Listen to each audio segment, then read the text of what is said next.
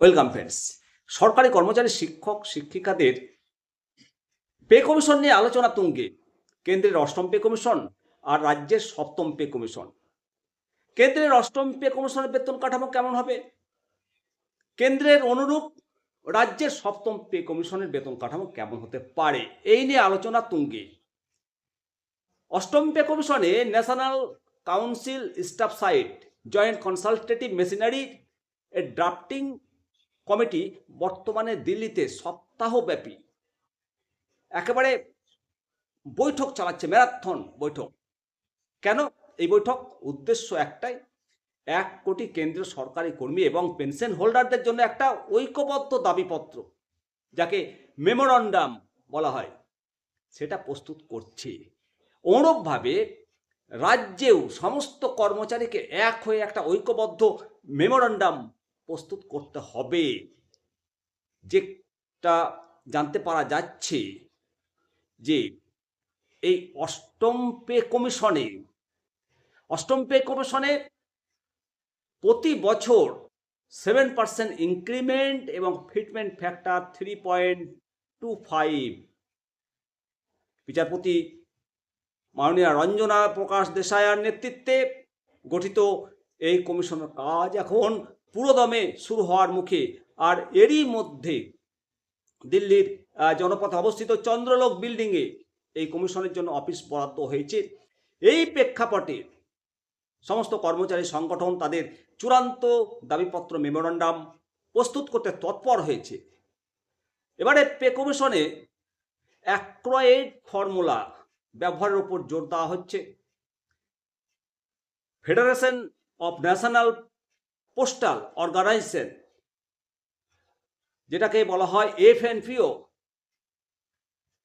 বা সব স্তরের জন্য সমান ফিটমেন্ট ফ্যাক্টর,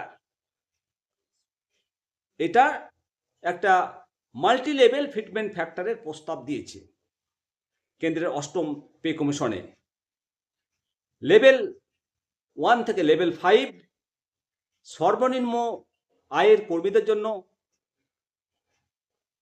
3 ফিটমেন্ট ফ্যাক্টর, 3 গুণ ফিটমেন্ট ফ্যাক্টর, অর্থাৎ বেসিক পে 3 গুণ বেতন বৃদ্ধির প্রস্তাব। লেভেল 6 থেকে লেভেল 12 সুপারভাইজার এবং টেকনিক্যাল পদের দায়িত্ব বিবেচনা করে 3.05 থেকে 3.10 এত গুণ বেতন বৃদ্ধির প্রস্তাব। লেভেল 16 এবং তার ঊর্ধ্বে উচ্চপদস্থ আধিকারিকদের ক্ষেত্রে 3.25 বেতন বৃদ্ধির প্রস্তাব। এই ফর্মুলা অনুসারে একজন 4 সদস্যের পরিবারের পুষ্টি এবং অপরিহার্য যে চাহিদাগুলো, সেইগুলো মাথায় রেখে ন্যূনতম জীবন ধারণের মজুরি হিসাবে নির্ধারণ করা হয়েছে।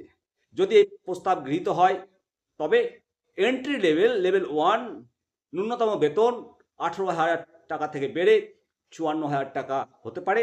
ফিটমেন্ট ফ্যাক্টর ছাড়াও কর্মী সংগঠনগুলো all India defence employees federation বেশ কিছু যুগান্তকারী পরিবর্তনের দাবি তারা জানাচ্ছে। বার্ষিক ইনক্রিমেন্ট 3%, সেটাকে বৃদ্ধি করে 7%, অন্ততপক্ষে 5%, যেটা কর্মজীবনের সঙ্গে সঙ্গতিপূর্ণ হয়।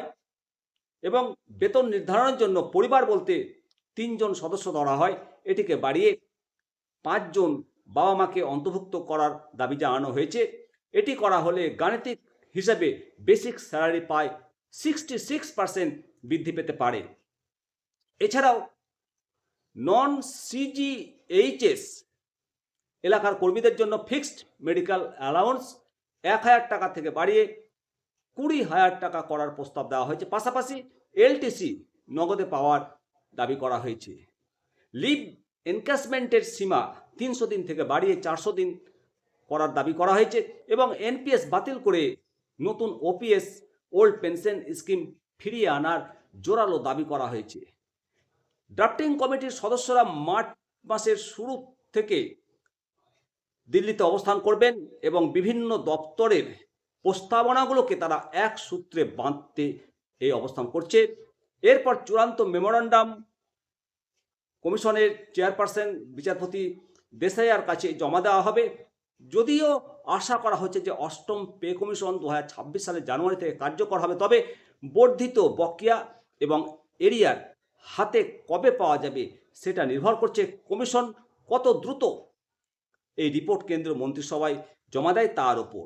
অনুরূপভাবে রাজ্যেরও সপ্তম পে কমিশন কবে বিজ্ঞপ্তি জারি করে তার উপর নির্ভর করছে আমাদের রাজ্যের সরকারি কর্মচারী শিক্ষকদের পে কমিশনের ভবিষ্যৎ। অবশ্যই আপনারা মতামত দেবেন। ভালো থাকুন। জয় হিন্দ, জয় ভারত। পরবর্তী আপডেট পাওয়ার জন্য অবশ্যই চ্যানেলটিকে সাবস্ক্রাইব করে রাখবেন। নমস্কার। বন্দে মাতারাম। ভারত মাতা কি জয়।